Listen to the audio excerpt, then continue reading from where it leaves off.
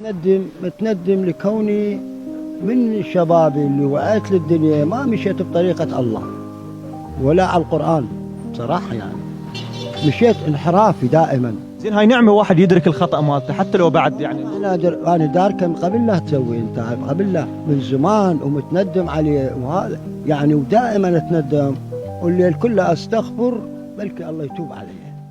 الفيديو يوجع مو؟ طبعا أغلبنا مثل هذا الزلمة، وأولكم المتحدث. كل يوم نخطئ ونعرف هذا خطأ ونصر على تكرار هذا الخطأ. اللي يوجع هنا مو الخطأ اللي سويناه أو الذنب اللي اقترفناه، لا، اللي يوجع أكثر هو أنه إحنا نعرف، مو واحد ضايع ما يندل يريد واحد ينصحه، أبدا مو هذا الموضوع.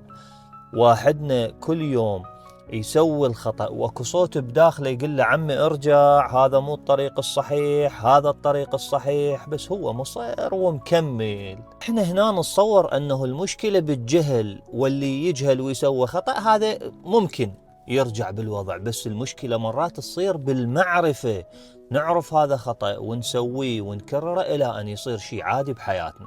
هنا القلب بالبداية يرفض، بعدين يسكت شوية، بعدين يتعود ويصير الذنب فالشيء كلش طبيعي بحياتنا.